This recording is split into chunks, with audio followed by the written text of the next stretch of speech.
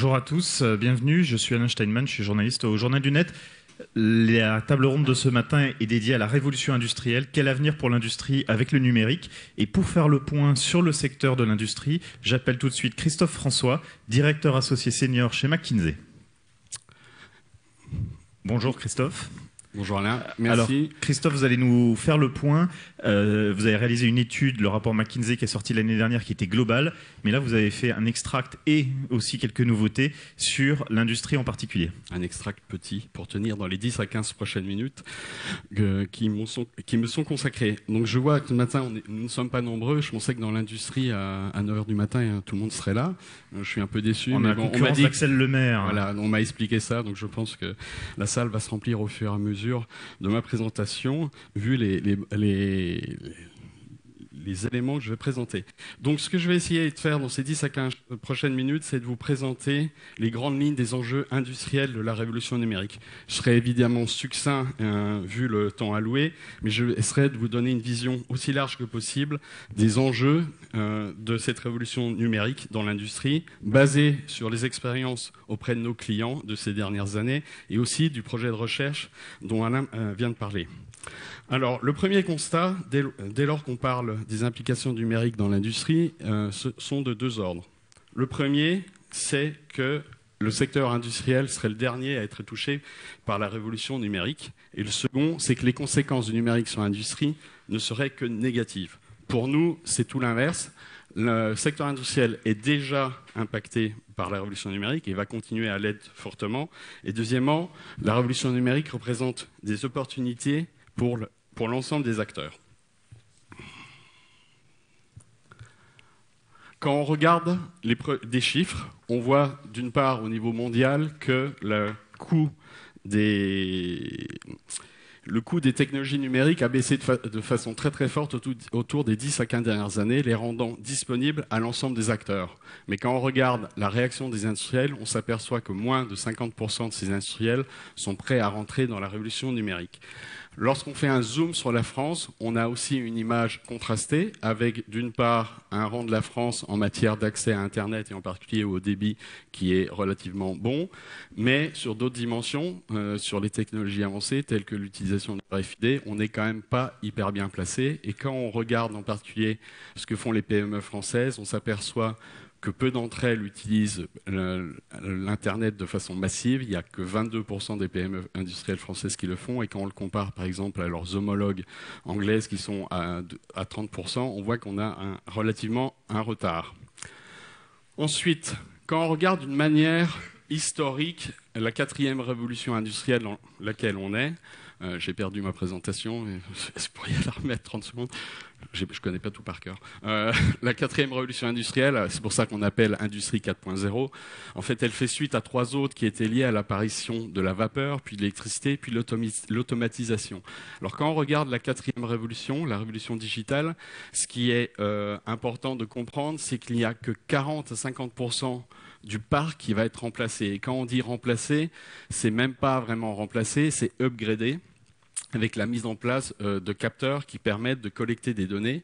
Ce qui est important dans cette révolution, c'est donc ces capteurs et le fait qu'on va faire communiquer les machines entre elles et qu'on va améliorer l'interface entre l'homme et la machine. Sur ces dimensions-là, il faut aussi bien comprendre que la révolution digitale n'est pas une révolution uniquement technique, elle est une révolution aussi humaine sur les aspects soft. Il faut bien en prendre en compte tout ce qui est, par exemple, le développement collaboratif. Et donc, il y a une dimension humaine aussi importante que la dimension technique. Quand on regarde les technologies qui sous-tendent cette révolution industrielle, nous les mettons en 4 grands axes. Le premier est la collecte, le stockage et le partage des données. Alors là, ce qui est important, c'est de comprendre que le coût d'acquisition des données et de leur stockage a baissé de façon importante ces dernières années, ce qui permet maintenant de traiter de façon massive des données. Une fois qu'on a ces données, il faut bien sûr les traiter. Et là, on parle d'intelligence numérique avec l'intelligence artificielle et Advanced Analytics qui permettent, à partir de données brutes, d'avoir des insights et de les utiliser dans les processus de production. Troisième dimension, l'interaction homme-machine. Alors, on parle beaucoup des tablettes avec l'iPad qui est apparu il y a quelques années. Donc, l'interface tactile est en train de rentrer dans les usines. Et d'autre part, la réalité augmentée. L'exemple qu'on connaît tous, c'est Google Glass. Et il est à noter que les Google Glass auraient tendance à être plus utilisés dans le domaine industriel que dans le domaine personnel. Dans le domaine personnel, si vous avez noté, on n'en voit pas tant que ça des Google Glass pour le moment, alors que des startups commencent à utiliser Google Glass dans le domaine industriel. Un dernier élément qui fait beaucoup de buzz, la fabrication additive avec les impressions 3D et la robotique avancée avec les robots collaboratifs. Donc 4 catégories de technologies. Et ces 4 catégories de technologies permettent de transformer le processus industriel. Alors nous, chez McKinsey, on découpe les impacts du numérique, souvent c'est 5 dimensions. Pour ceux qui étaient déjà là hier, c'est les mêmes 5 dimensions qu'on voit dans les autres secteurs. Et c'est assez normal que ce soit homogène en fonction des secteurs, même si après, dans le détail, c'est différent. La première, c'est la pression concurrentielle accrue et les nouveaux entrants. Le second, l'expérience qui enrichit. Le troisième, développement d'offres numériques nouvelles. Quatrièmement, la décision mieux éclairée. Et cinquièmement, la transformation numérique des processus. Dans les quelques minutes, je vais essayer de vous présenter des exemples de sociétés sur chacun de ces axes pour voir comment elles ont utilisé les technologies numériques. Alors, premier axe, c'est la redistribution de la chaîne de valeur. Alors, 2 exemples. Le premier, c'est l'émergence de nouveaux acteurs sur la chaîne de valeur. La tarte à la crème, c'est Amazon, hein, bien sûr, et ça impacté énormément le monde B2C, mais ça commence à impacter aussi le monde B2B. On voit Amazon Supply dans la partie industrielle qui croît de façon exponentielle également. Et alors, si on reprend du recul par rapport à cet exemple, ce qu'on voit, c'est qu'il y a des nouveaux acteurs qui rentrent dans les chaînes de valeur où sont les industriels, amènent de la disruption dans la chaîne de valeur, mais ça permet aussi, si vous êtes industriel, de vous repositionner dans la chaîne de valeur, plus bas, plus haut, et ça vous permet aussi de sauter dans la chaîne de valeur des voisins. Donc il faut le voir comme une opportunité. L'autre exemple, c'est l'optimisation du business model, où on voit que des entreprises passent d'un business model de vente de produits à un business model de vente de services. Alors là, nous avons pris l'exemple de Rolls-Royce, qui il y a quelques années est passé à un système de vente à l'heure de vol. Alors bien sûr, à l'époque, ce n'était pas lié uniquement au numérique, mais aujourd'hui, c'est vraiment accéléré par cet effet numérique, car grâce au big data et data analytics, Rolls-Royce est capable d'analyser quasiment en temps réel les données remontées des avions et donc d'adapter sa politique de maintenance pour réduire les coûts. Et donc c'est un élément important de l'adoption de ce nouveau modèle de pricing. Quand on regarde les axes 2 et 3, concernant l'enrichissement de la proposition de valeur, il y a 2 éléments. Il y a un élément soft et un élément hard. L'élément soft, c'est l'expérience client enrichie. Et là, 2 exemples, un exemple de personnalisation et un autre de design collaboratif. Sur la personnalisation, on peut citer le cas de Renault qui permet à l'utilisateur de choisir le bruit de son moteur dans la nouvelle Clio.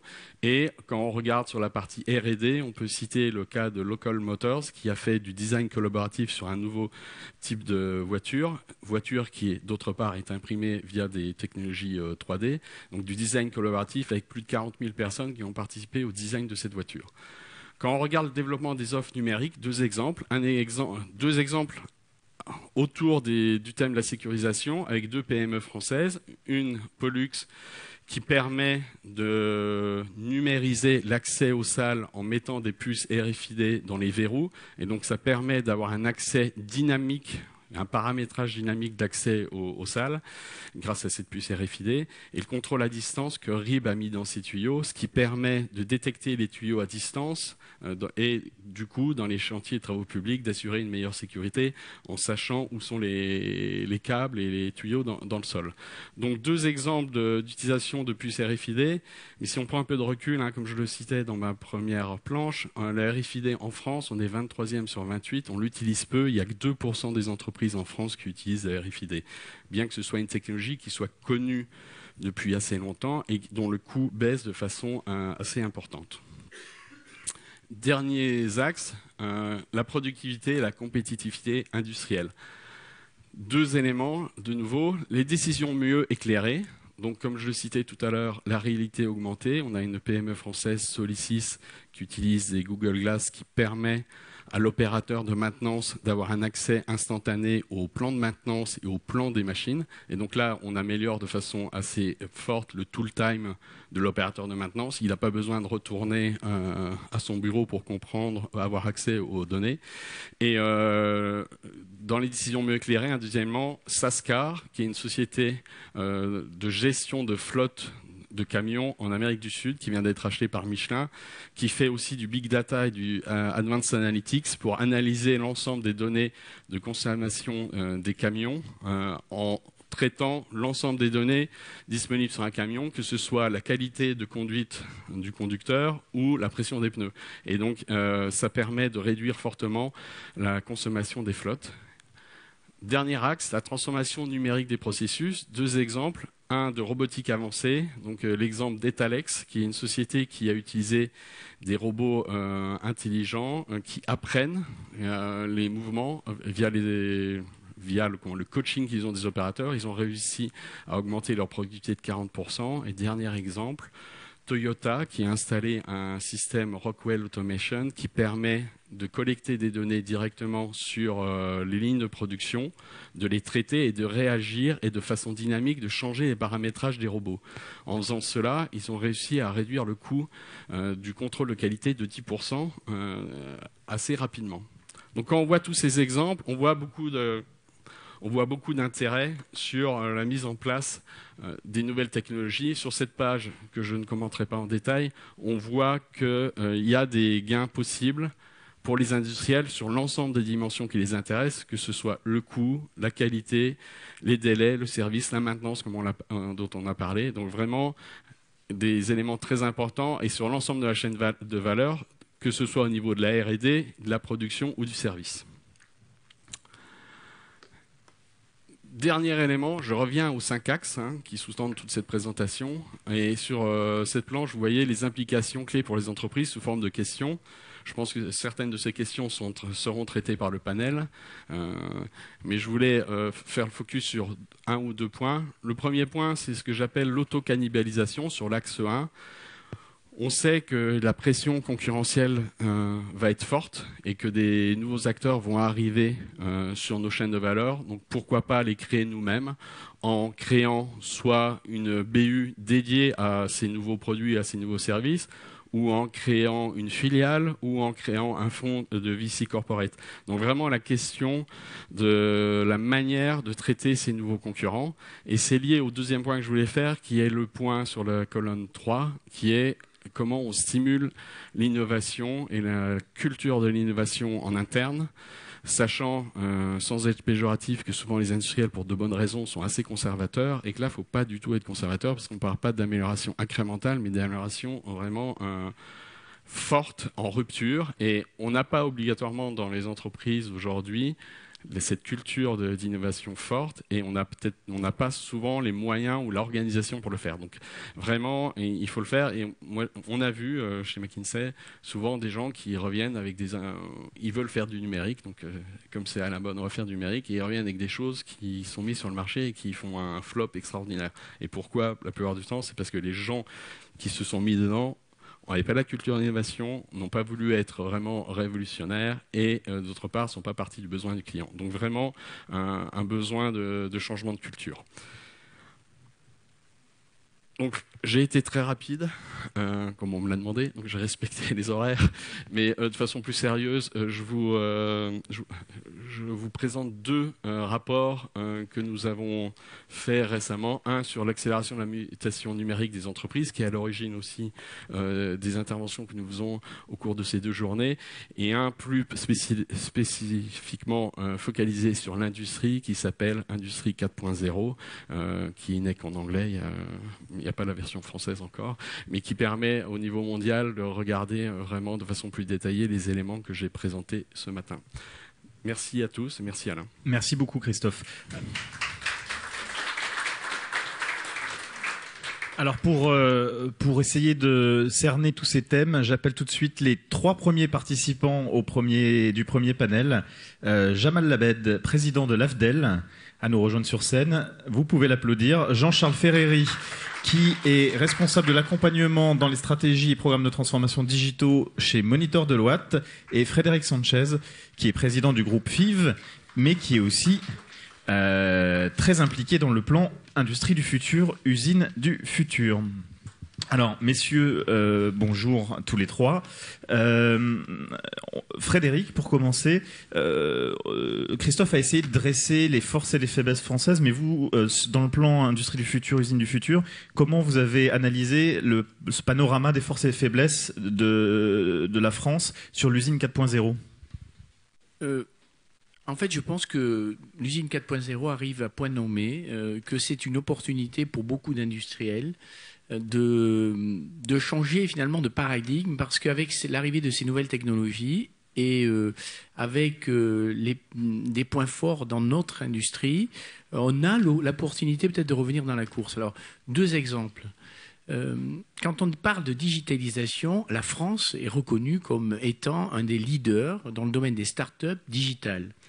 Et on a là l'occasion de créer un lien. Alors il faut y arriver, c'est pas simple parce que effectivement ce sont deux mondes différents, souvent la grande industrie est traditionnelle et les startups, mais on a là l'occasion de créer ce lien entre des startups qu'on va accompagner. Et on a vu que dans le cadre de l'Alliance sur l'industrie du futur, ça fonctionne, notamment auprès des IRT, grâce aux IRT, grâce à des centres de recherche, grâce aux grandes écoles. Donc on arrive à créer cette passerelle entre ces startups et ces grands groupes. Et franchement, digitaliser nos usines est donc, ce faisant, une opportunité. Deuxième remarque, les nouvelles technologies. L'impression 3D, notamment à base de poudre métallique, c'est quelque chose qui démarre. Il y a personne n'a d'avantage déterminant dans ce domaine. Et là encore, on a un très grand nombre de startups et de grands groupes qui travaillent depuis des années sur le prototypage et sur le développement de solutions 3D. Et vous invitez tout à l'heure Raphaël Gorgé, c'est un des grands spécialistes et leaders du sujet, il en parlera mieux que moi.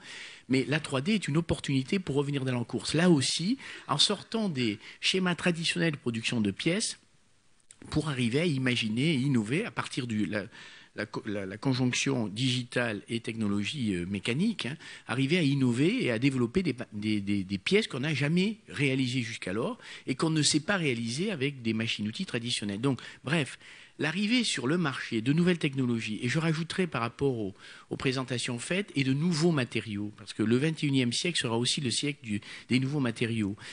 Donc l'arrivée à la fois de ces nouvelles technologies, du digital et des nouveaux matériaux, fait que franchement, on a là une opportunité, dans un monde où les cartes se redistribuent, de rejouer une place réelle dans l'industrie. Alors ça bouleverse les business models, mais on a vraiment des atouts en main, des ingénieurs de talent, des grandes écoles, des centres de recherche, et ces nouvelles technologies où la France occupe des positions à travers ces startups je dirais pas leader, il est trop tôt pour le dire, mais très avancées. Jamal, quels sont les enjeux justement de la digitalisation pour les ETI notamment ? Oui, je crois qu'effectivement, il faut distinguer plusieurs types d'entreprises.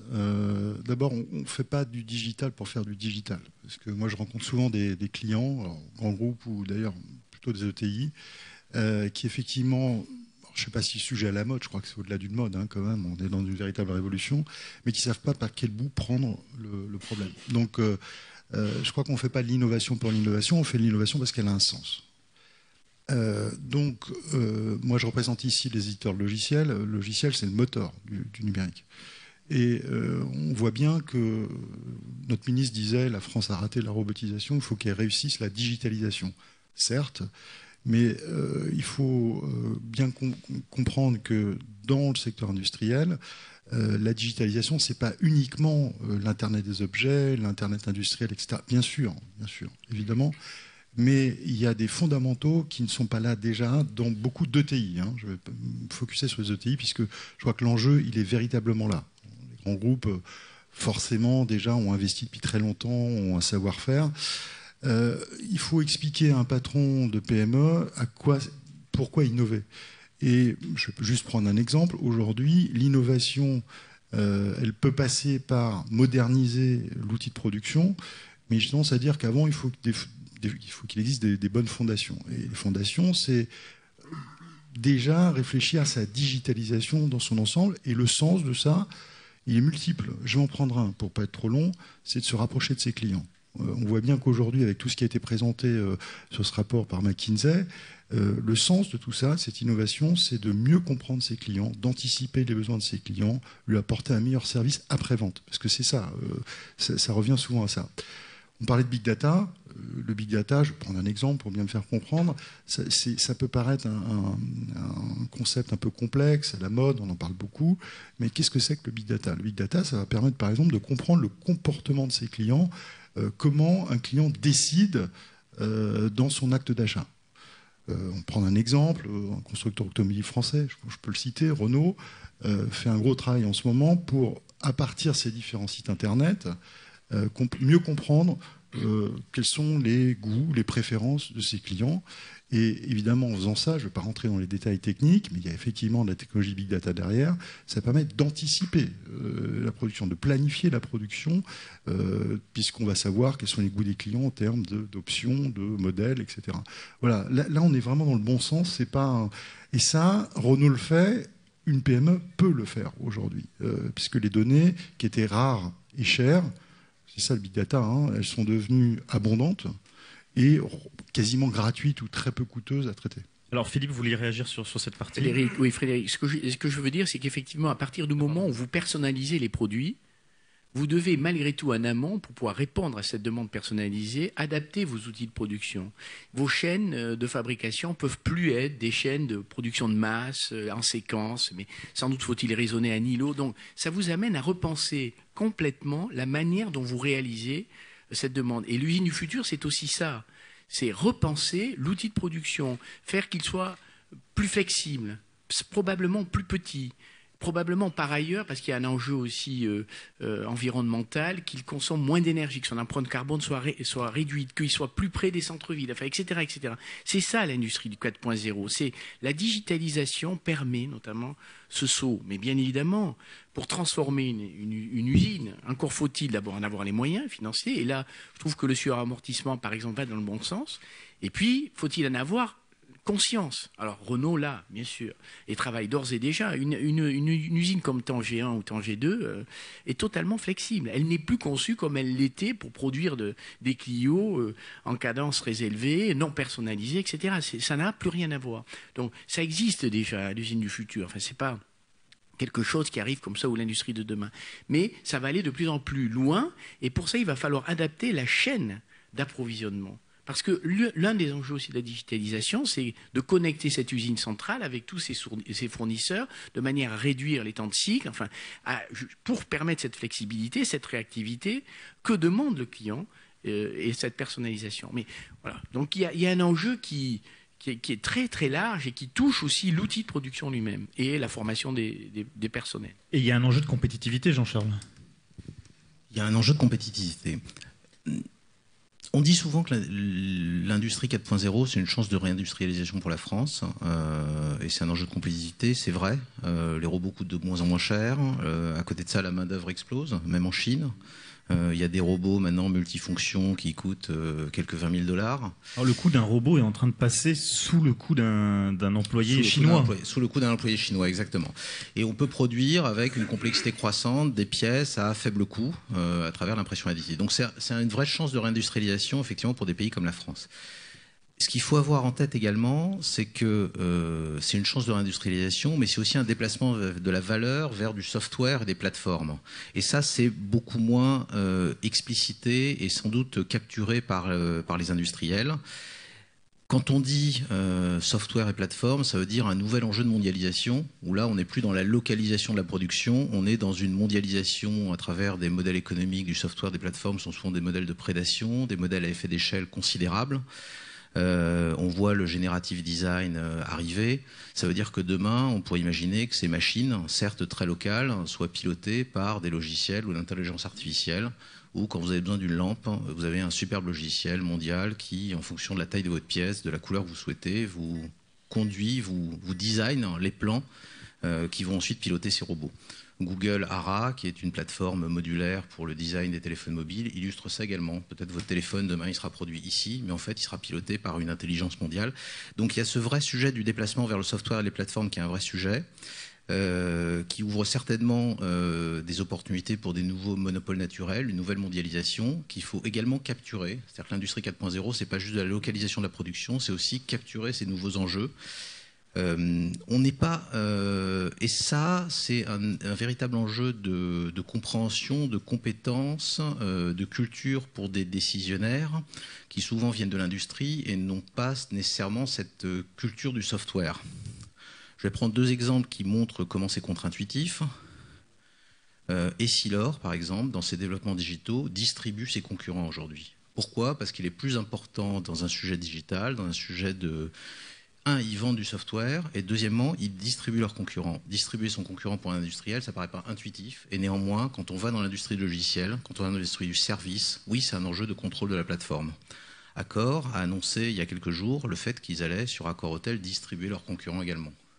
On voit qu'on est sur des logiques qui ne sont plus des logiques industrielles, ce sont des logiques de software, des logiques de plateforme, des logiques de prédation, des logiques d'enjeux mondiaux.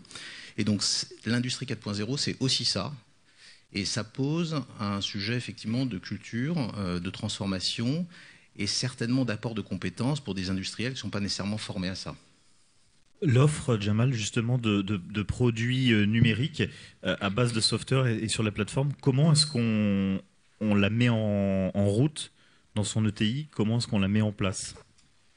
Oui, c'est tout l'enjeu, hein, parce que ce qui me frappe dans la présentation très intéressante de McKinsey, c'est que on parlait du RFID. Le RFID, ça existe depuis 10 ans ou 15 ans. Oui, enfin, bon, je veux dire qu'il n'y a pas forcément d'innovation majeure sur chacun des points. L'Internet des objets, on connaît ça depuis un bout de temps aussi.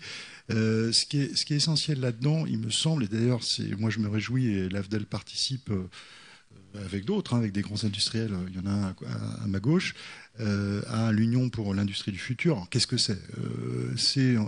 On a pris, sauf que les Allemands ont commencé en 2011, bon, nous on a démarré un peu plus tard, c'est pas très grave, et je dirais l'ensemble des organisations professionnelles se sont mis autour de la table pour dire comment on peut changer les choses.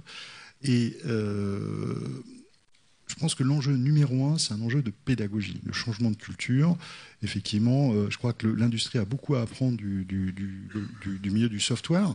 Moi, je suis frappé de voir qu'aujourd'hui, l'édition de logiciels, c'est plus uniquement des éditeurs de métiers. Des sociétés comme la vôtre ou des sociétés comme Schneider sont des éditeurs de logiciels. Donc, on a beaucoup à apprendre les uns des autres. Ça, c'est la première chose. Et dès qu'on descend dans les ETI, puisque l'objectif de ce plan Industrie du futur, c'est très concrètement d'aider 200 ETI ou PME à moderniser, je dirais, leur process de production et à terme 2000. Voilà, ça c'est du concret. Et l'effort numéro 1, c'est de la pédagogie. C'est pour ça que je me réjouis de ce genre d'événement et je crois que c'est mon job aussi d'y participer pour aider à la prise de conscience et ensuite, dans le cadre de ce plan, avoir une démarche très très concrète où on identifie des vitrines, on fait de la formation, on fait remonter des expériences. C'est comme ça qu'on va changer les choses. Les Allemands l'ont très très bien compris. Encore une fois, ils y travaillent depuis 2011. Il ne faudrait pas qu'on rate la marche. Dernier point, pour rejoindre votre question, c'est qu'en plus, on a une chance fabuleuse en France. Je reviens, excusez-moi, au Big Data.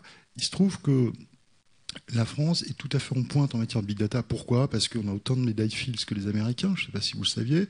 On a des matheux fabuleux, des très belles écoles, des centres de recherche, et qu'on a une occasion absolument unique de créer une filière du Big Data en France. Donc le Google de demain, ça ne sera pas sans doute quelqu'un qui fait un moteur de recherche comme Google, ce sera peut-être effectivement une boîte française comme DataIQ, c'était fabuleuse, qui fait du Big Data et qui va pouvoir s'appuyer sur je dirais sur un terreau industriel en France, par exemple, puisqu'on parle d'industrie aujourd'hui.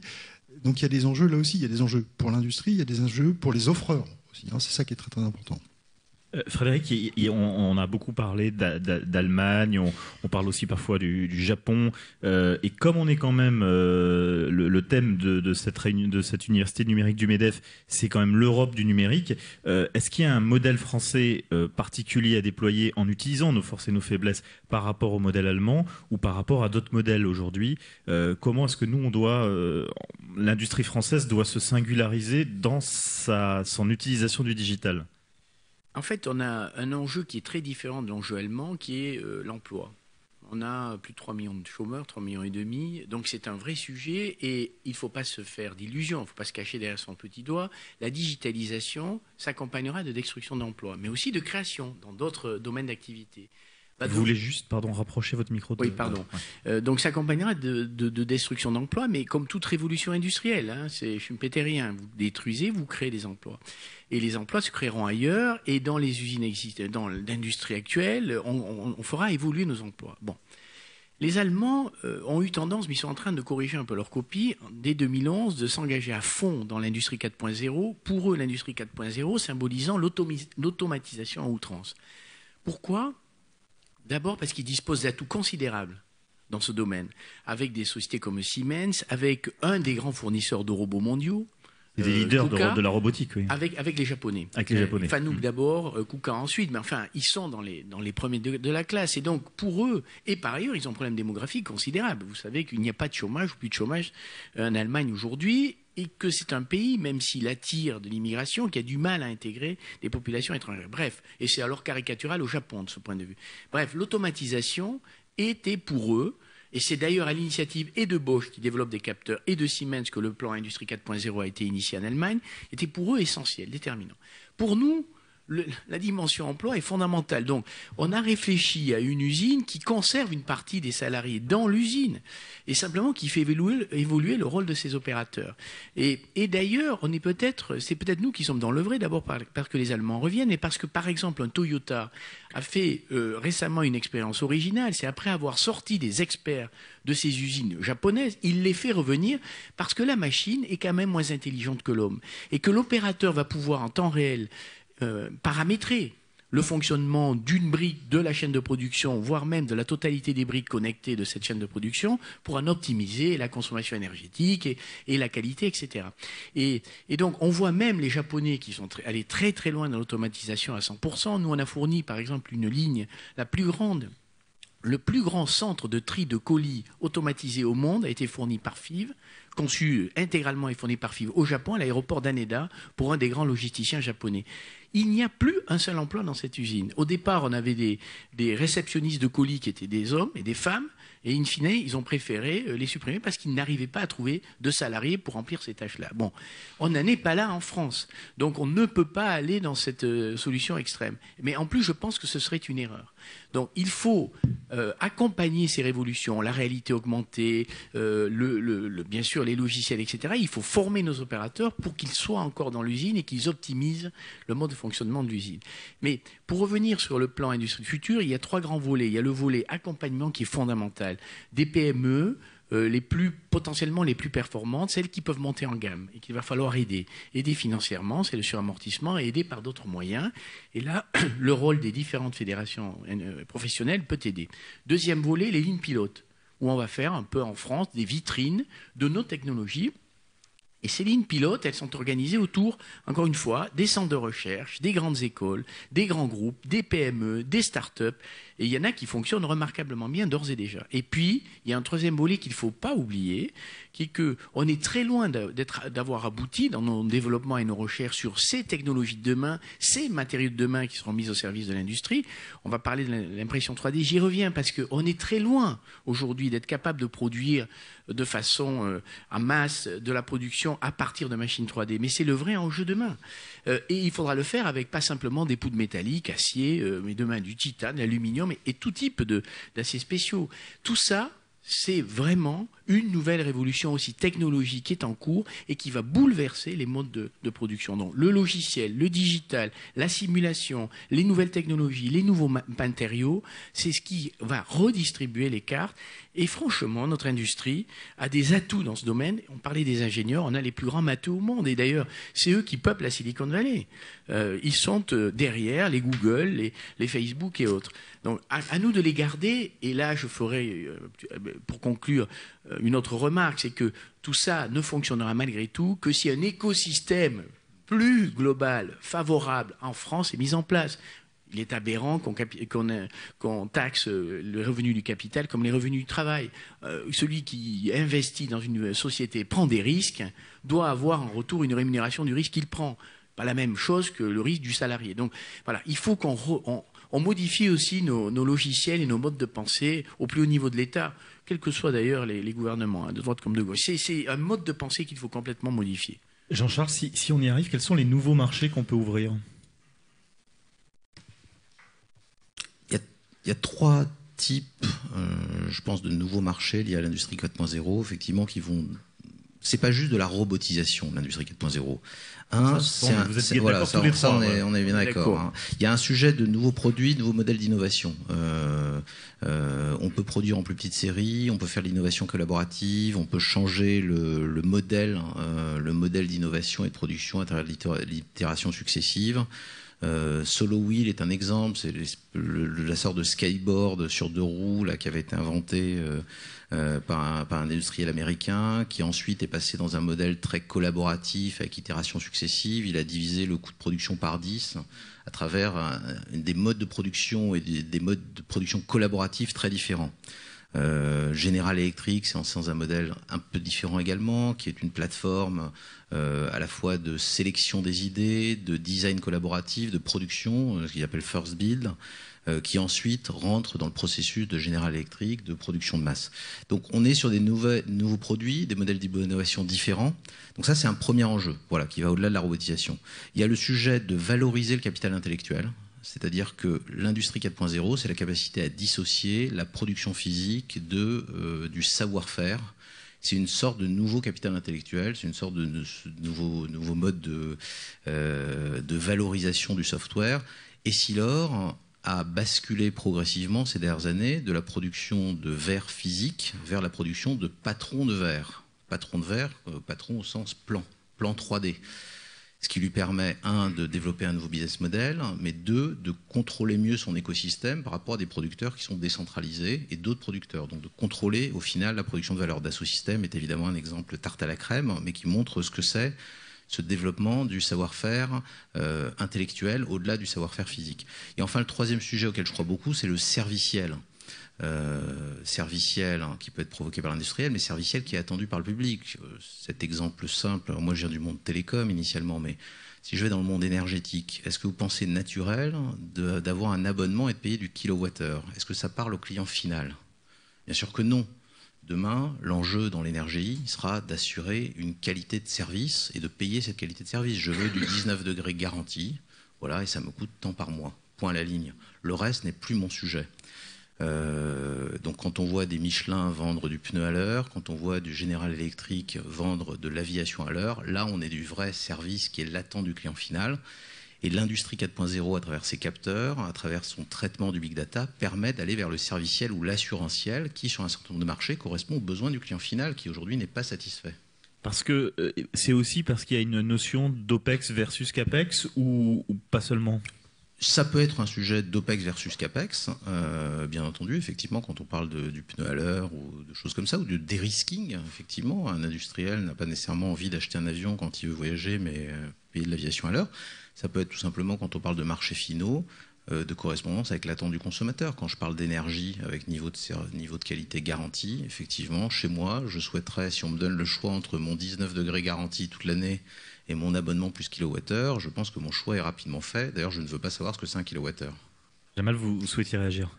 Oui, le sens de tout ça, parce que effectivement, là, on est dans le domaine industriel, c'est qu'on voit bien que dans cette révolution numérique qui est en cours, les gagnants, c'est qui? Les gagnants, c'est ceux qui maîtrisent la relation client. Donc, encore une fois, dire aux gens innover pour innover, quand vous avez un patron de PME en face de vous, on peut le dire, c'est pas forcément ça qui va faire avancer le sujet. Il faut montrer le sens. Le sens, c'est d'éviter de se faire ubériser. Qu'il faut reprendre. Sachant que vous le savez, Uber n'a pas de taxi, Airbnb n'a pas de logement. Enfin, vous connaissez l'idée. Aujourd'hui, on voit bien qu'il y a toute une série de secteurs qui, s'ils ne font pas cette transformation numérique, risquent carrément de ne plus exister demain ou d'être très bas dans la chaîne de valeur. Ce qu'il faut expliquer à un patron de PME, c'est ça. Le risque, il est là. Donc, effectivement, le service, on voit bien qu'il faut que le secteur industriel, ils le savent, mais découvrent enfin qu'ils ont des clients, qu'il faut écouter ces clients. Et tout le sens de ces innovations, effectivement, bien sûr, les process de production, mais il y a des choses avant. Et un dernier point, il me semble que justement, ce qui est intéressant dans l'approche française par rapport à l'approche allemande, c'est que c'est une vision plus large, plus systémique, où on dit, bien sûr, il faut, j'y reviens, mais ça me paraît important, il faut moderniser les process de production, mais il faut aussi voir ça comme une chaîne, et dans cette chaîne, il y a le client. C'est ça qui est très très important. Ça, un patron de PME, il va le comprendre. Jean-Charles, vous vouliez aussi vous réagir justement sur tout à l'heure quand je parlais avec Frédéric de la partie la France versus les autres pays, les forces et faiblesses françaises sur le digital pour pouvoir avancer et reprendre en main, en fait, comme le disait Jamal, sa connaissance client, reprendre en main le contact avec ses clients. Alors, peut-être plusieurs points, effectivement. Sur l'état de la France, effectivement, il y a un certain paradoxe en France, parce que, bon, déjà, effectivement, tout le monde sait qu'on est en retard sur la robotisation par rapport à d'autres pays européens, évidemment. À côté de ça, c'est vrai qu'avoir manqué une étape dans un sujet d'investissement, c'est plutôt une force, parce que ça améliore les business plans pour la prochaine étape, en général, donc ça, c'est plutôt positif. On a des consommateurs en France qui sont très en avance sur les entreprises, donc on a un terreau très favorable, en fait. Voilà, les télécoms, entre guillemets, nous auront du service. Les consommateurs achètent en ligne, ils ont des équipements ADSL. Et la prise de conscience, on avait un peu travaillé sur des sujets du rapport Lemoine l'année dernière. La prise de conscience est quand même forte. C'est-à-dire, effectivement, tout ce qu'on se dit là, les patrons, même de TI, de grands groupes, etc., sont conscients de ça. À côté de ça, il y a trois grosses difficultés. Le premier, c'est qu'il y a une prudence dans les investissements qui est terrible en France. C'est-à-dire quand le ROI n'est pas prouvé, on n'investit pas et c'est compliqué de prouver des ROI sur des sujets innovants. Pareil sur la base de cette étude. C'est vrai que vous disiez c'est parce qu'on a des marges trop faibles. Aussi, c'est plus facile.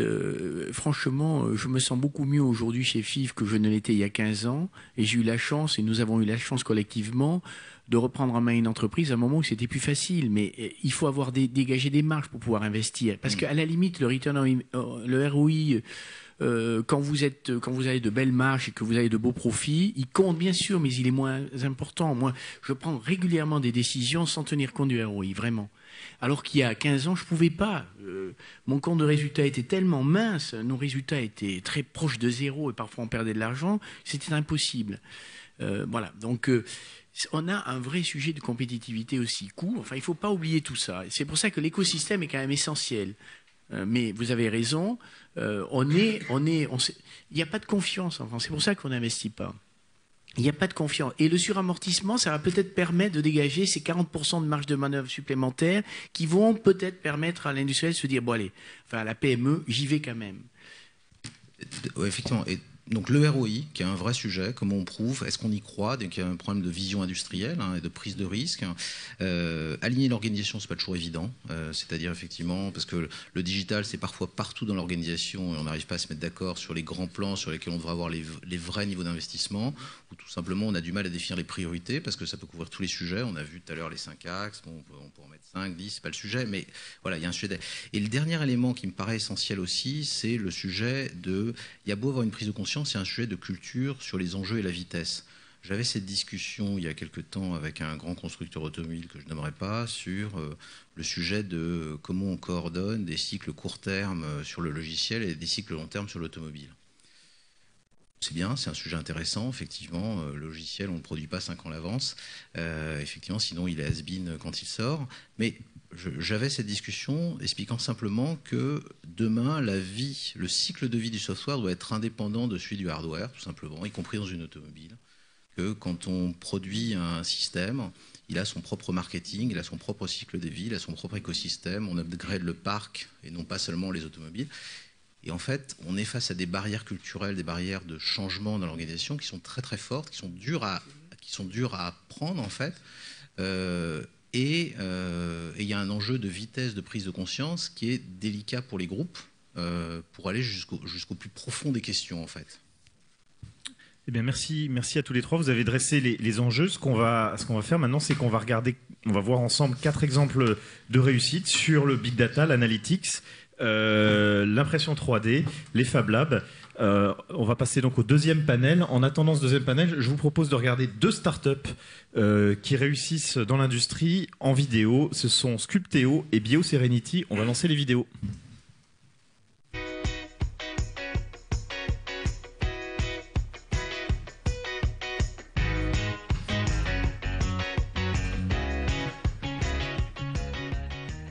CTO, c'est une usine d'impression 3D en ligne. C'est-à-dire qu'on a des machines, des imprimantes 3D, qui permettent de réaliser à partir d'un fichier 3D n'importe quel type d'objet. Et elles sont connectées directement sur notre site internet. À partir d'un fichier de CAO, en fait, on vient réaliser pour vous la pièce en plastique, en métal, en céramique, en résine. Il y a différentes possibilités et on vous livre en quelques jours.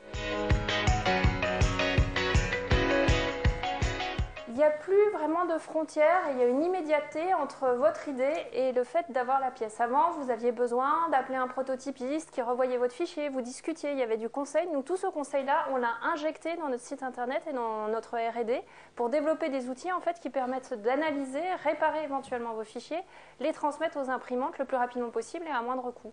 Aujourd'hui, c'est beaucoup les gens les plus innovants, les startups qui utilisent énormément cette technologie parce qu'elle a l'avantage de réduire le cash flow dont on a besoin pour innover. Ça permet d'accélérer. Là où vous avez besoin de payer un moule, entre 8 et 10 000 euros pour faire une pièce, là vous pouvez avoir entre 1, 50, 500 pièces pour quelques euros, voire quelques dizaines d'euros. Donc ça permet d'aller plus vite, de tester vite sur le marché son produit auprès d'utilisateurs. Notre business model, c'est de leur donner tous les outils en ligne pour pouvoir eux-mêmes piloter leur production et finalement rapatrier un savoir-faire qui était auprès soit de bureaux d'études, soit d'ingénieurs, soit d'usines en Chine. On a une conviction, c'est qu'on peut produire des objets en France. Et donc nous, on veut venir rapatrier de la production et accompagner les industriels français dans cette révolution numérique. Ça vient en fait infusé dans plein de domaines différents, mais aujourd'hui c'est beaucoup des pièces mécaniques et donc des industriels qui viennent réinventer leur modèle avec l'impression 3D. Imaginez par exemple les constructeurs automobiles qui ont des garanties de dépanner par exemple des véhicules en 24 ou 48 heures. Si la pièce n'existe plus, évidemment l'impression 3D peut venir là et être une solution vraiment valable.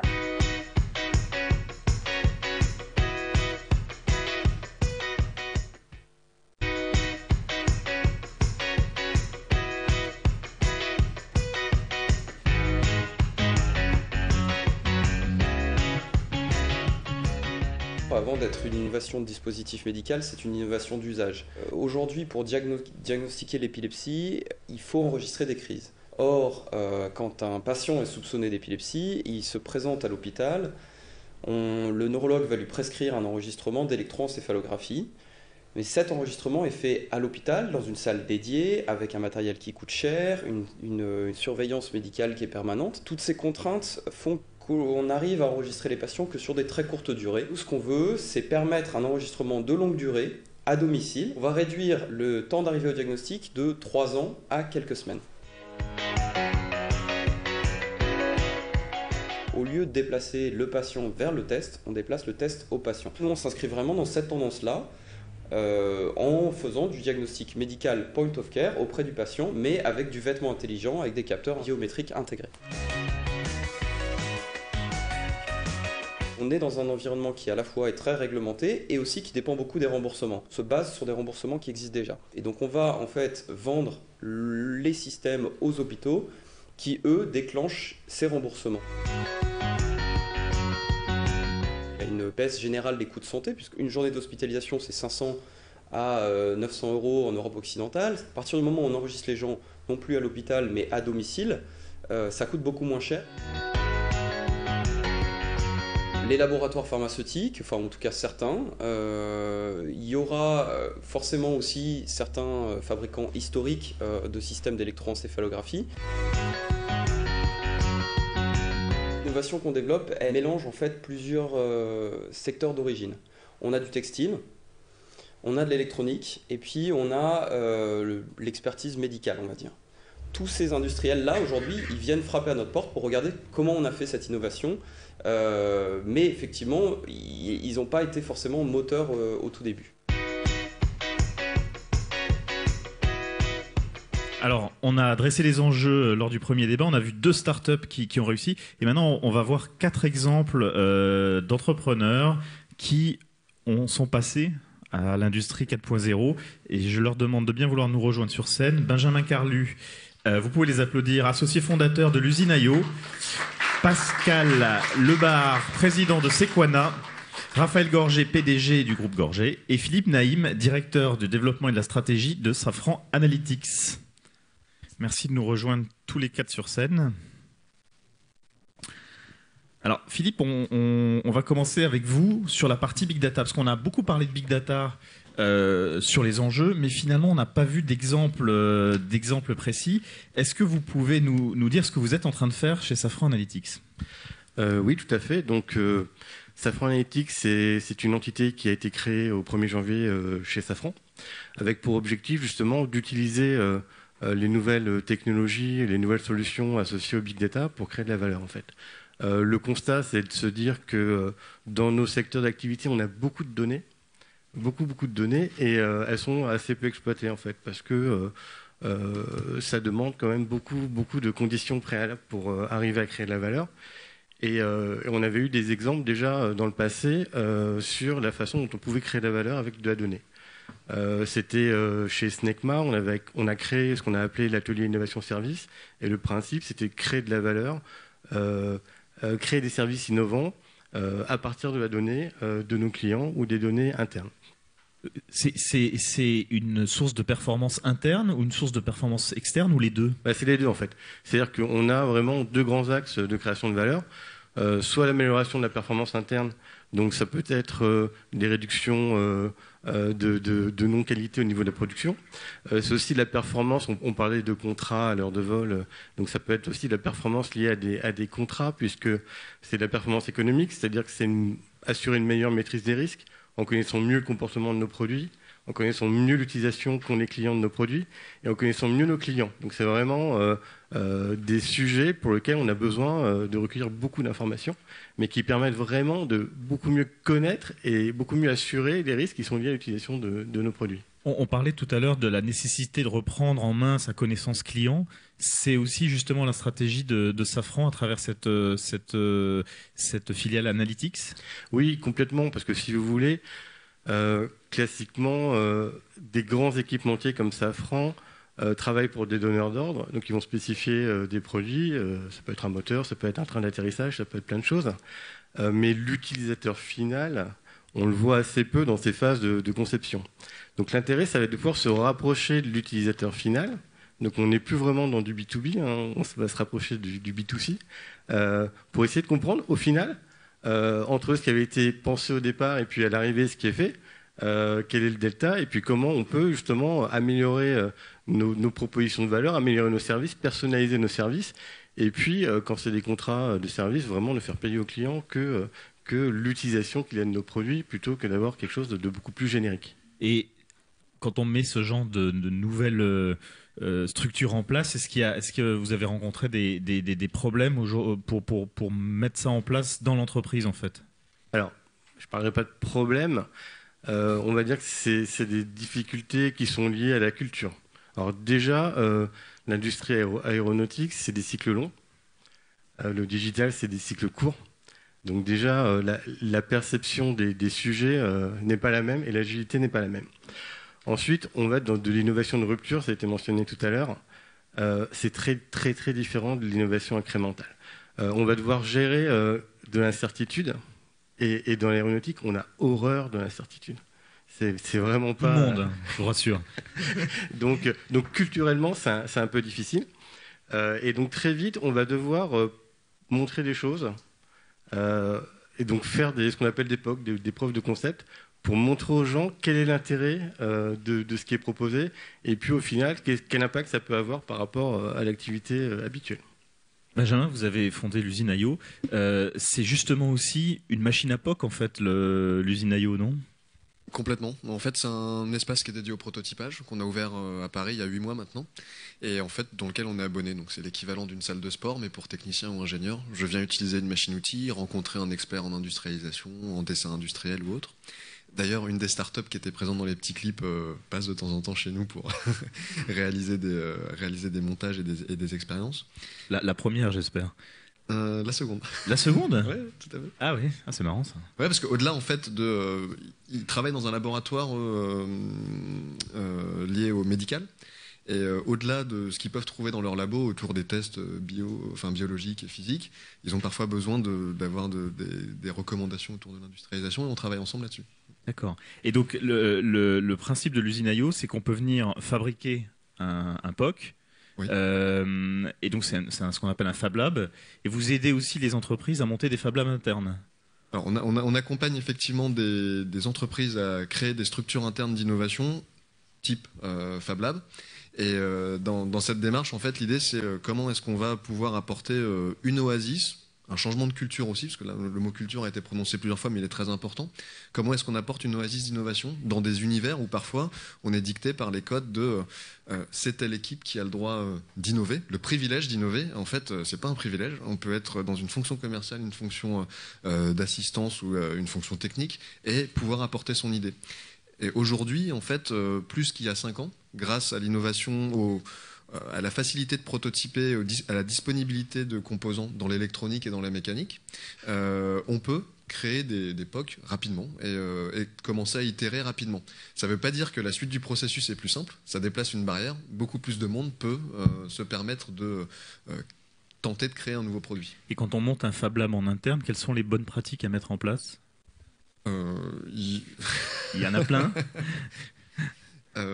Se rapprocher de la cantine ou de la cuisine, en fait, c'est-à-dire se rapprocher de l'endroit où les gens vont finalement être dans la trajectoire des gens et pas se mettre en haut d'une tour d'argent, tout simplement. Ça peut déjà casser les codes. Et derrière, en fait, c'est pouvoir montrer la trajectoire que peuvent avoir les gens. Donc ça fait partie d'une culture qu'on est aujourd'hui en train de créer tous ensemble avec quelques entreprises. Raphaël Gorgé, sur la partie, alors vous êtes positionné sur la partie impression 3D et sur les drones aussi. Aujourd'hui, la pression concurrentielle sur votre marché, puisqu'on a parlé avec Christophe de pression concurrentielle, vous la vivez comment ? Dans ces nouvelles technologies, je crois que c'est l'archétype d'une pression concurrentielle importante, très réactive, très rapide, et en même temps supportable puisqu'on est sur des marchés en très forte croissance. Donc il y a un petit peu ces deux approches opposées. On a des concurrents très performants, quasiment avec des ressources financières illimitées, puisqu'ils sont financés, ils sont sur des secteurs en croissance qui donc drainent des investisseurs. Et en même temps, quand vous êtes sur un marché qui croît de 30% par an, il y a de la place pour tout le monde. Et donc finalement, ça fait un écosystème qui, à mon avis, est beaucoup plus favorable. Parce qu'en face de cette concurrence et de ce marché, il y a aussi un appétit des clients, et qui, très clairement, on le voit en France, il y a un appétit de la part des clients, des grands groupes ou même des ETI, dans le cas de l'impression 3D bien sûr, qui est à mon avis supérieur à l'offre disponible en France. Donc moi je souhaite évidemment, on va essayer de se développer très vite, mais je souhaite aussi qu'il y ait d'autres entreprises qui se lancent, qui se développent dans ce domaine-là. C'est vrai que tout va plus vite. Tout va plus vite dans cette industrie qui subit ou qui profite de cette révolution numérique. Et je crois qu'il faut que chaque entreprise, notamment chaque PME industrielle, en ait bien conscience. Tout va plus vite. Je crois déjà qu'il y a un petit test assez simple. Un patron de PME industrielle qui se demande à quoi ça sert Twitter, ou qui se dit c'est pas pour moi, ça ne m'intéresse pas, je pense qu'il a un problème. Il a un problème. Moi je le dis très franchement, j'ai ouvert mon compte Twitter il y a 1 an. Mais en fait, toutes les minutes, toutes les heures, il y a des informations sur votre secteur. Et si vous n'y êtes pas, vos concurrents y sont, vos clients y sont. C'est là que ça se passe également. Donc à la fois c'est anecdotique et je pense que c'est très symptomatique. La révolution numérique, elle se fait. Le premier endroit, c'est quand même dans la tête du chef d'entreprise. Alors vous êtes sur un secteur en croissance, mais vous êtes sur un secteur très concurrentiel aussi. Comment vous faites pour stimuler l'innovation en interne et pour faire en sorte, parce que d'innover, sinon vous êtes sorti du marché? Alors, c'est vrai que c'est un petit peu paradoxal. Groupe Gorgé est un groupe industriel vers des nouvelles technologies, mais on a pris ce virage à deux niveaux. On se l'applique à nous-mêmes et on l'applique aussi à nos clients, puisque l'impression 3D en est sans doute une illustration. Et en fait, ce développement, on se rend compte qu'on a en quelque sorte créé une start-up interne. Cette activité d'impression 3D, il y avait 3 personnes il y a 2 ans, jour pour jour. On est 170 aujourd'hui. Et on a créé, c'est des nouveaux locaux, un nouveau design. On s'est dit que c'était important d'avoir des beaux bureaux. On est en train d'installer une table de ping-pong et des canapés dans l'atelier. ce qui serait tout à fait impensable dans nos autres activités. Mais on s'est dit, après tout, ce dynamisme des gens plus jeunes, des modes de fonctionnement différents, ça doit se ressentir aussi. Et c'est vrai qu'il y a paradoxalement une ambiance start-up et qui permet d'aller plus vite, parce que les gens sont plus enthousiastes. Et ça rejaillit sur l'ensemble de la chaîne, l'ensemble des partenaires de l'entreprise. Nos clients visitent, voient ce dynamisme. On attire aussi plus de lumière, donc on attire plus de talents. Et c'est finalement cette logique-là qui permet d'aller plus vite et de faire face à une concurrence. Oui. Et monter une start-up en interne, tout le monde aimerait le faire. Vous l'avez réussi. Quels ont été, à votre avis, les points clés qui vous ont permis de réussir? Alors, il y a toujours un peu de tout, hein, mais vraiment les points clés qui vous ont permis la réussite de cette start-up interne? Je crois qu'avant tout, il faut un bon projet fédérateur. Hein. La création d'une start-up n'est pas une fin en soi, mais plutôt une modalité. Si vous voulez recruter des gens très brillants, qui vont vite sur des marchés porteurs, il faut les attirer. Donc c'est une nécessité. Je dirais, en fait, ça s'est imposé. Ça s'est imposé parce que les gens que l'on recrute aujourd'hui sont plus jeunes, sont moins pondérés industrie que nos profils dans d'autres activités. Et ces gens-là, il faut leur donner un environnement de travail plus favorable, avec des dynamiques, des temps de décision qui sont différents. Hein. Moi, je ne suis jamais allé aussi vite que dans cette activité-là.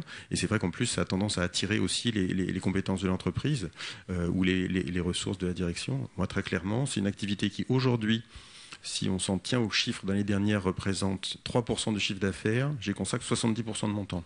Mais on a fait une levée de fonds il y a 15 jours qui laisse penser que ça représente déjà 60% de la valeur du groupe. Et vous avez décidé de lancer cette activité il y a 2-3 ans, c'est ça? Oui, ça fait presque 2 ans. Oui, presque 2 ans. Et quand vous l'avez lancé, vous n'aviez rien là-dessus. Qu'est-ce qui a été l'élément déclencheur pour un industriel de se dire tiens, je me lance sur une nouvelle activité totalement différente? Alors ça, c'est peut-être lié à notre mode de fonctionnement. Moi, je n'ai pas la chance d'avoir une entreprise transgénérationnelle avec un arrière-grand-père qui aurait inventé un truc génial. Le groupe s'est constitué aussi beaucoup par croissance externe, par développement. Et je revendique beaucoup le fait d'aller au-delà de notre zone de confort, d'aller explorer d'autres marchés, d'autres produits, et finalement utiliser nos savoir-faire qui ne sont pas uniquement technologiques, qui sont aussi managériaux, dans la gestion d'un développement à l'international, dans la conception, la fabrication, l'installation de produits techniques. Et donc, on s'autorise d'aller un petit peu au-delà. Et en fait, ce développement, j'aimerais vous dire que je l'avais préparé depuis 5 ans, c'est pas vrai. C'est une rencontre, c'est une opportunité avec une petite société unipersonnelle, un inventeur qui avait un truc génial. Et je me suis dit, cette combinaison de son savoir-faire, de sa connaissance et de nous, ce que nous sommes aujourd'hui, de nos capacités, va faire une innovation intéressante. C'est comme ça qu'on a commencé. C'est une opportunité, mais je crois aussi que cette industrie qui va plus vite, qui se numérise, doit permettre aussi ce genre de choses, saisir des opportunités. C'est très important. Donc 2 ans après, c'est 170 salariés et quel chiffre d'affaires? Alors, 100 000 euros en 2013, 5 millions en 2014 et on espère 20 millions cette année. Voilà. C'est quand même assez impressionnant. Pascal, c'est de l'industrie, c'est pas de l'Internet. Hein. Ouais. Ça fait une grosse différence. Pascal Lebar, vous êtes président de Sequana. Le numérique, c'est notamment dans la distribution que vous l'avez mis en place, parce que finalement, aujourd'hui, vous avez réussi. Donc, vous fabriquez du papier, mais vous distribuez aussi du papier. Et c'est justement ce qu'on disait tout à l'heure, vous distribuez aussi vos concurrents. Tout à fait. Alors, peut-être un petit mot, et c'est d'ailleurs amusant, l'industrie du papier, il n'y a pas plus ancien, vieux et pas numérique a priori que le papier. En réalité, avec la dématérialisation, nous, on a d'abord vécu la numérisation immédiatement avec des baisses de volume considérables. Je vous donne un chiffre, en 7 ans, on a perdu au niveau mondial à peu près 45% de nos marchés, simplement à cause du numérique. Donc par définition, nous, le numérique, on voit très bien ce que c'est. Mais à partir de là, ce qui est intéressant, c'est d'essayer de se dire, mais comment est-ce qu'on l'utilise? Et donc depuis 10 ans, nous, le numérique, on l'utilise tout le temps. Alors on l'utilise d'abord avec des nouveaux produits. On parlait d'impression digitale notamment. Aujourd'hui, les imprimeries se transforment, font de plus en plus de petites séries. Il faut être flexible. Et donc, par définition aussi, en termes de production, indépendamment de la baisse des volumes, il faut qu'on s'adapte avec de nouveaux produits qui sont adaptés au digital. Alors, les petites séries, quand même, c'est pas 2 pages. Hein, parce que moi, quand on discutait ensemble, je me suis dit, ça doit être 500 exemplaires. Non, chez vous, une petite série, c'est combien? C'est plusieurs tonnes, en fait. Nous, dans notre industrie, on réagit en tonnes. Alors après, il faut passer, effectivement, d'une production qui peut être de 50 tonnes à 10 tonnes. Après, ça pose un certain nombre de problèmes. Il faut stocker, il ne faut pas se tromper sur les produits que vous faites, il faut faire des liens avec vos clients et des études par rapport à ça. Un point que je voudrais faire qui est important sur la numérisation, on a une activité de distribution qui s'appelle Antalis. On fait 2,6 milliards d'euros de chiffre d'affaires en distribution de papier au niveau mondial. Et évidemment, la numérisation est essentielle. 25% aujourd'hui de notre chiffre d'affaires est fait à travers le net, c'est-à-dire qu'on a des clients qui nous commandent. Alors, on a parlé tout à l'heure effectivement de la connaissance du client, c'est fondamental.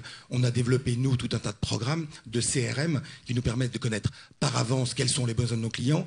On a des programmes qui nous permettent de savoir que tous les mois, ils commandent de manière quotidienne. Tous les mois, effectivement, ils commandent telle sorte de papier. Il y en a beaucoup de références. Et à partir de là, on peut adapter nos commandes, travailler avec nos concurrents pour effectivement mettre les choses en place. Il y a un point qui est très important, qui n'a pas été mentionné aujourd'hui, mais je voudrais le faire, c'est l'aspect pricing. Quand on parle d'information et de capacité de savoir ce qui se passe sur un marché, sur le net, vous avez énormément d'informations. Aujourd'hui, les compagnies aériennes l'ont fait, on le fait nous aussi. Vous avez tous les jours des sites internet avec des gens qui ont des références de produits et qui donnent un prix. Vous pouvez développer des programmes, évidemment, pour connaître vos clients, mais également, de la même manière, adapter vos prix de manière quotidienne. C'est du yield C'est du yield, effectivement, dans l'industrie papetière, dans la distribution du papier, qui vous permet de savoir que votre concurrent, pendant la nuit, a décidé de pricer son produit à tel niveau. Vous pouvez automatiquement vous adapter en fonction de vos clients, en fonction même du client, pour avoir un prix adapté qui vous permet derrière d'être compétitif, voire de gagner des parts de marché et d'avoir de la rentabilité. Vous pouvez ensuite associer ça avec effectivement vos usines ou d'autres choses qui vous permet après derrière, en termes de prix de revient, décider que vous allez plutôt privilégier tel ou tel produit par rapport à un autre. Donc effectivement, la numérisation, même dans des vieux métiers comme le métier du papier, peut être des atouts considérables et on investit, nous, des manières très importantes dans cette activité. Et par rapport à ce que nous disait Jamal tout à l'heure, donc vous, le cœur, ça a été de mettre un logiciel de CRM. C'est de développer effectivement des logiciels de CRM, soit en interne, soit en externe. Vous les avez développés en interne ou... On part souvent à partir de bases existantes, et puis à partir de là, vous essayez de l'adapter avec des petites sociétés d'ailleurs qui nous aident, qui ont une vraie connaissance pour pouvoir faire du yield intelligent. Et le yield, ça a été vraiment apporté par le numérique ou vous le faisiez Non, c'est vraiment apporté par le numérique. Ouais. Il n'y a que le numérique qui peut vous apporter ça. Vous ne pouvez pas le faire juste sur papier, ça ne marche pas. Donc il faut vraiment des outils et développer à la fois la connaissance de vos clients, les bases de données qui vous permettent de le faire, et ensuite développer des programmes qui vous permettent de le réaliser. Alors ça, c'est sur la partie distribution, mais même sur la partie fabrication, vous avez mis en place de l'analyse prédictive pour savoir quoi fabriquer et en quelle quantité, c'est ça? Alors là, de la même manière, avec nos clients, donc les distributeurs qui distribuent nos produits, on essaye effectivement de prévoir sur des bases mensuelles quelle va être la demande, comment est-ce que voient les choses, et à partir de là, effectivement, en avance, on produit tel ou tel produit pour essayer d'optimiser les productions. Vous mentionnez tout à l'heure qu'effectivement, on a des grosses productions, donc à partir de ce moment-là, vous essayez d'avoir des runs qui sont les plus longs possibles, puisque vous n'avez pas de cassé, enfin, vous faites des économies et vous êtes beaucoup plus productif, et on essaye effectivement en amont d'organiser notre production face aux besoins de nos clients. Philippe, avant de lancer Safran Analytics, vous avez une autre expérience qui nous intéresse aussi, c'est votre expérience à Snecma, puisque vous avez monté un Fab Lab interne à la Snecma en fait. Bah oui, tout à fait. Donc pour rebondir sur la réponse de tout à l'heure, ce qui est important aussi, c'est la machine à café. La machine à café, c'est un élément déterminant pour un Fab Lab. Blague à part, oui, effectivement, on a eu cette idée il y a à peu près 3 ans chez Snecma. Le principe, c'était de créer des services innovants autour de la donnée. Et c'était aussi de faire participer les employés. Alors, c'est pas un Fab Lab, on va dire, pour des puristes, parce que c'était réservé aux employés du groupe. Mais en tout cas, le principe, c'était de dire que toute personne qui a une idée pouvait venir et puis discuter avec des experts qui vont l'aider à mettre en œuvre un prototype. Donc ce Fab Lab, il existe aujourd'hui. Il y a eu pas mal de com qui a été faite récemment. Un des principes essentiels, c'est déjà de pouvoir faire des choses concrètes. Donc de sortir des concepts. Les gens aiment bien les idées, ils aiment bien échanger les idées. En général, ils sont assez d'accord sur les idées. Sauf que quand on arrive dans la pratique et qu'on essaye un peu de rendre tangible l'idée, on s'aperçoit que les gens sont plus tellement d'accord et qu'on ne parlait pas forcément de la même chose. Donc ce qui est super important, c'est de sortir des idées et de commencer à avoir quelque chose de tangible qu'on peut partager. Donc c'est un outil de médiation. Donc ce qu'on fait dans ce Fab Lab, on fait des storyboards, on décrit, on imagine des services. Donc l'idée c'est de faire un storyboard, donc on raconte une histoire, voilà ce que pourrait être le service, et puis on commence à échanger avec les personnes qui proposent l'idée, et puis très très vite avec un utilisateur, un client.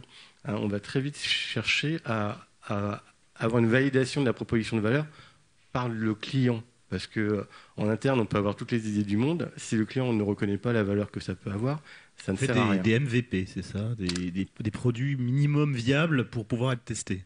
Alors, ça peut être ça, mais avant le produit, on va vraiment on va modéliser le service. Et on va itérer et on va essayer de converger sur quelque chose, effectivement, dont le client reconnaît une valeur. On ne va pas faire du techno-push, c'est-à-dire que la technologie, elle va nous aider derrière à réaliser. Donc ça peut être une façon d'apporter le service. On s'aperçoit que dans le service, il y a beaucoup d'apport du numérique, parce que souvent, il va être délivré à travers un média numérique, le service.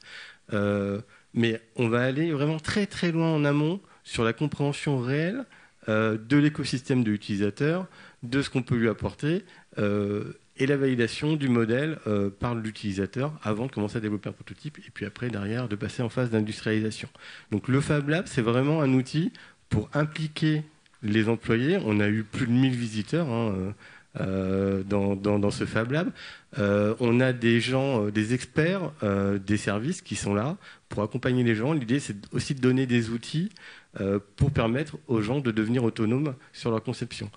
Alors, on a appelé ça un peu l'usine à service, et on utilise aussi à dessein un vocabulaire industriel pour que ça parle aux gens. Parce que c'est des choses qui sont... le service dans l'industrie, c'est des choses qui peuvent être un peu conceptuelles. Donc il faut arriver à se ramener à des choses que les gens comprennent. Donc une usine, ils savent ce que c'est. Donc voilà, ils vont dans une usine qui permet de fabriquer des services. Alors, ce qui est intéressant avec ce Fab Lab, c'est aussi que vous êtes allé au-delà du, entre guillemets, tech-washing. C'est-à-dire que certaines entreprises faisaient du greenwashing il y a 5 ans. Maintenant, on fait du tech-washing, on organise des hackathons, on organise des trucs. Finalement, il n'en sort rien. Parce que vous, il y a des choses qui en sont sorties. Ah bah complètement. Alors, on parlait de réalité augmentée. Alors, on a fait des prototypes sur la réalité augmentée pour aider à la maintenance des moteurs. Donc ça, c'est quelque chose qu'on n'a pas industrialisé. Par contre, il y a un produit qu'on a industrialisé qui est une offre d'économie de carburant. Donc le principe, c'est d'aider les opérateurs, les compagnies aériennes, à réduire leur consommation de carburant. Et donc là, on va s'adresser à qui? On va s'adresser aux pilotes de l'avion. C'est-à-dire qu'on va lui expliquer quelles peuvent être les bonnes pratiques. On va mettre de l'analytics parce qu'on va mesurer. C'est un peu un modèle Weight Watcher. C'est-à-dire qu'on va peser... la consommation, on va lui dire voilà, il y a des axes d'amélioration, cet axe-là tu l'appliques à 80%, tu pourras aller un peu plus loin, celui-là tu l'appliques pas du tout, donc pourquoi, etc. Donc on va vraiment avoir une analyse très détaillée des usages. Alors c'est des pilotes qui parlent aux pilotes, parce qu'effectivement vous ne dites pas à un pilote ce qu'il doit faire, en général ça se passe assez mal, donc forcément c'est des pilotes qui comprennent la problématique du pilote, dont l'enjeu pour lui c'est la sécurité de ses passagers et de son avion, et qui, petit à petit, c'est aussi de la conduite du changement, vont accompagner, vont expliquer, et puis vont pouvoir donner des outils pour mesurer l'amélioration et converger vers une réduction effective de la consommation de carburant. Donc ça, c'est une offre qu'on industrialise aujourd'hui. Benjamin, sur ce que vous me disiez, c'est que finalement, l'innovation...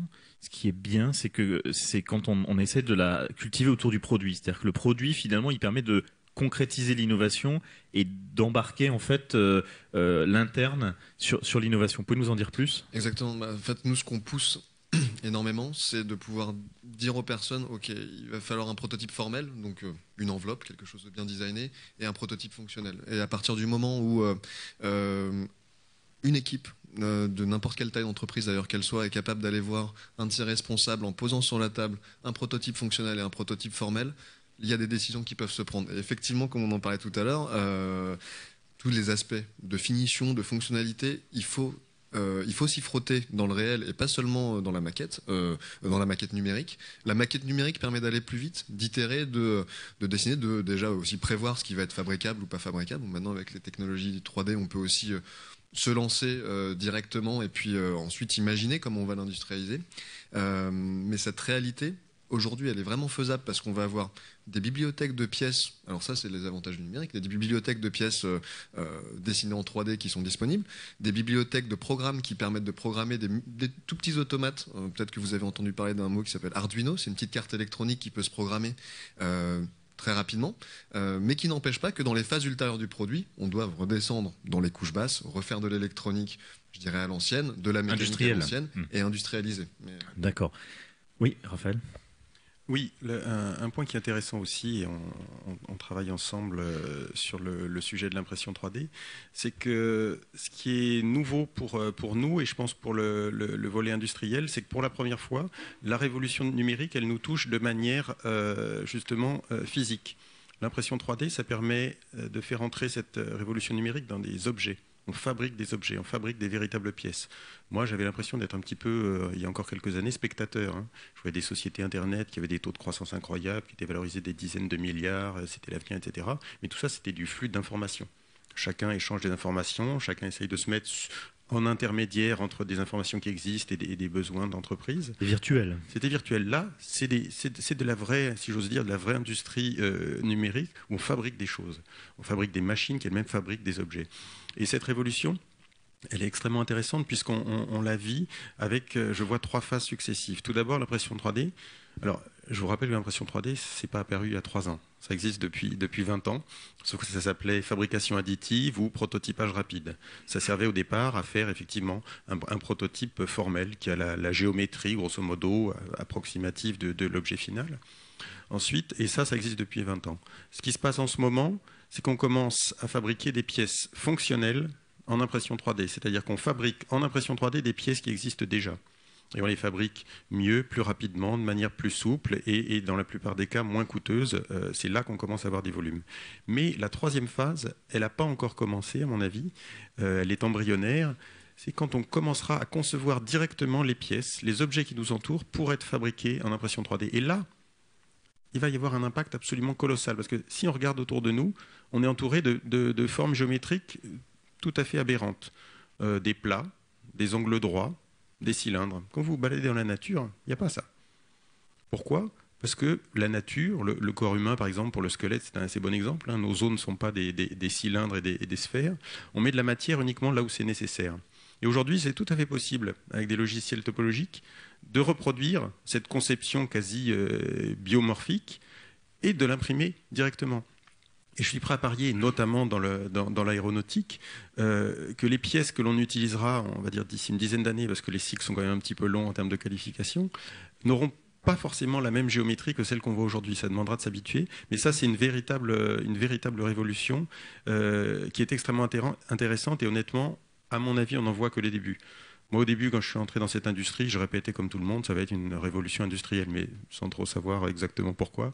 Là, je commence à le voir de très près. Des gens comme Sneekma, avec qui on travaille, réfléchissent à faire des pièces, et je ne vais rien dévoiler, je vous rassure, mais des pièces dont les performances mécaniques, opérationnelles, d'efficacité, notamment sur les turbines, ne sont rendues possibles que parce que l'on travaille sur ces nouvelles géométries. Et ça, c'est vraiment un bouleversement qui, à mon avis, va toucher très très largement un grand nombre d'activités. Et Benjamin, ce qui est intéressant aussi, c'est que, comme le disait Raphaël, sur les startups qui étaient uniquement Internet, se servaient l'une de l'autre de cette espèce d'écosystème, créer un écosystème Internet pour développer. Et l'impression 3D permet aussi, puisqu'il y a des catalogues de pièces en ligne, on peut finalement créer à partir de quelque chose qui a déjà été créé, c'est ça ? Exactement, on a toutes ces bases pour aller plus vite. Et on voit d'ailleurs aujourd'hui les porteurs de projets, alors ceux qui nous fréquentent et même ceux qui souhaitent venir chez nous, se disent je suis capable d'aller plus vite parce que aujourd'hui j'ai qu'une bibliothèque à consulter pour pouvoir trouver certains éléments. Les logiciels sont bien faits, effectivement, la programmation électronique élémentaire, je peux la faire en déplaçant des blocs et en me disant voilà, j'ai envie que telle action se passe quand j'appuie sur tel bouton. Tout ça, aujourd'hui, ça donne une perspective qui fait que des entreprises de services qui peuvent être dans le bancaire, dans l'assurance, qui sont nos clients aujourd'hui, viennent en se disant j'ai besoin de capter plus de données dans mon univers. Et on parlait de big data tout à l'heure, et effectivement, dans l'environnement de ces clients, on peut comprendre qu'une entreprise qui est dans l'assurance ait besoin de capter plus de données. Mais je suis une entreprise de service, j'ai pourtant des ingénieurs qui sont dans mes équipes. Aujourd'hui, je ne suis pas capable de les encadrer comme il faut. Aidez-nous à trouver une destination pour ces ingénieurs. Donc là, on accueille des gens qui viennent de sociétés de communication, boîtes de conseil, etc. Et puis, dans l'autre sens, on va avoir des entreprises industrielles. Et l'exemple de RIB qui était cité tout à l'heure avec le tuyau connecté, si on peut dire, enfin le tube et le tuyau identifié, fait que des gens qui vendent du tuyau, du câble au kilomètre, maintenant se disent je dois vendre du service dessus, je vais intégrer de l'électronique. Mais malheureusement, mes équipes sont très compétentes en mécanique, un petit peu moins en électronique. Comment travailler ça ? Et en fait, dans un univers transversal comme celui qu'on va trouver chez nous ou ailleurs, ils vont pouvoir enrichir ces projets et trouver des solutions technologiques et industrialisables pour développer ces nouveaux services, quoi. Alors pour reboucler sur la big data, Pascal, vous avez aussi mis de la big data dans vos usines pour la partie contrôle qualité et traçabilité. Ça, c'est évidemment quelque chose qui est fondamental. Lorsque vous produisez des papiers traditionnels, la traçabilité est importante, mais on fait aussi beaucoup de papier technique. On fait du papier médical. Le papier a beaucoup d'applications. Vous faites des billets de banque aussi. On fait des billets de banque. Et donc derrière, quand vous faites des lots et des séries, il faut évidemment les tracer. Et pour les tracer, on a installé tout un tas de connecteurs et de bases de données qui nous permettent, de manière très très claire, en ligne, de pouvoir suivre le papier. Je donne l'exemple du billet de banque. On fait du billet de banque, par exemple, pour l'Inde. À peu près 50% des billets indiens sont aujourd'hui imprimés sur du papier qui est produit dans notre usine française de Crèvecoeur.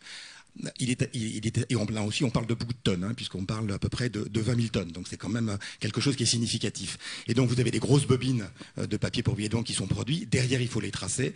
Et donc à partir de là, on a développé des systèmes internes qui sont des systèmes quasiment d'empreintes digitales qui sont pris dans la matière, qui sont ensuite stockés sur des bases de données. Et à partir d'un téléphone portable, juste en regardant et en prenant une photo de l'endroit où il faut prendre l'empreinte de la matière, on retrouve quand est-ce que ça a été produit, quelle est la qualité, quel est le grammage, quel coton, parce qu'on fait ça avec du coton, quel coton est utilisé, d'où vient le coton. Donc effectivement, à partir de là, la numération est absolument fondamentale, à la fois pour tracer, mais également pour sécuriser les produits que vous produisez.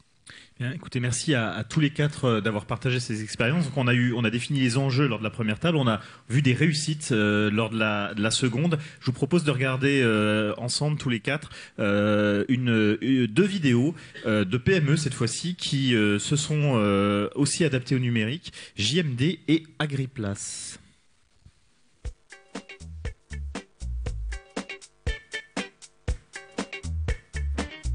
Depuis 35 ans, la société JMD conçoit et fabrique des étiquettes techniques destinées à être placées sur des biens durables. Dans l'aéronautique, les transports, la défense ou encore les industries. Deux facteurs ont incité l'entreprise à innover: l'altération des étiquettes par des aléas extérieurs et les nouvelles demandes de la clientèle. L'étiquette RFID est née d'une idée avec un client qui souhaitait avoir une étiquette avec beaucoup de données à l'intérieur et qu'il puisse garder ces données dans le temps avec une possibilité de marquage rapide. L'innovation développée, c'est l'étiquette de traçabilité RFID. Une étiquette qui intègre une technologie électronique sans contact qui va lui permettre de recevoir, stocker et émettre des informations tout au long de la vie du produit sur lequel elle est fixée. Parmi les fonctionnalités les plus innovantes, la lecture possible sans visibilité de l'étiquette, l'interactivité, une capacité de stockage d'informations accrue, la possibilité de modifier le contenu des informations intégrées dans l'étiquette près de 100 000 fois. Grâce aux étiquettes intelligentes RFID, on répond à un besoin grandissant du marché. Par exemple, nous avons développé une étiquette RFID pour la gestion des flux de bouteilles de gaz. Et nous avons aussi beaucoup de produits très techniques, résistance à l'humidité, aux UV, à l'abrasion, donc vraiment des étiquettes RFID très techniques. Il est vrai que ce sont des produits nouveaux qui nous permettent d'intéresser de nouveau, je dirais, les clients, d'accroître nos parts de marché chez les clients grâce à ces produits innovants et de pouvoir avoir de nouvelles applications avec nos clients actuels et aussi d'en trouver de nouveaux.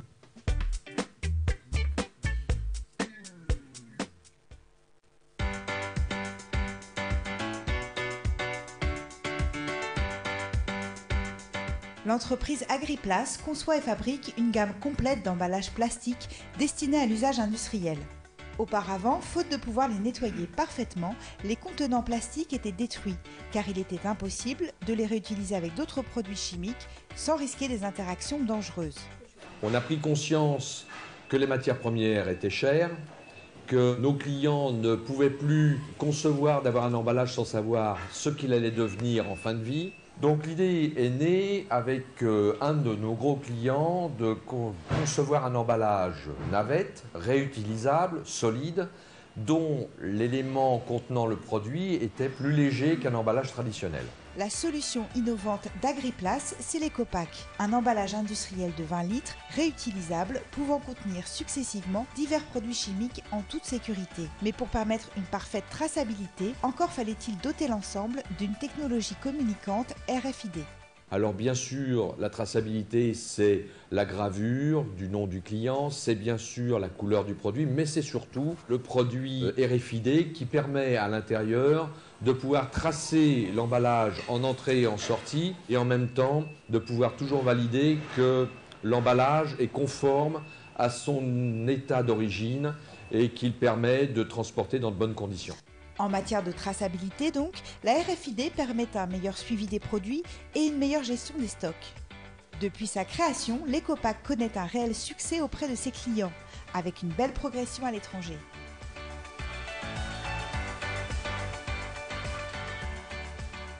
Voilà, merci aux 7 intervenants du débat. Moi, je vous retrouve d'ici une demi-heure dans l'auditorium pour la partie sur les infrastructures Internet. Vous pouvez applaudir nos intervenants. Merci à eux.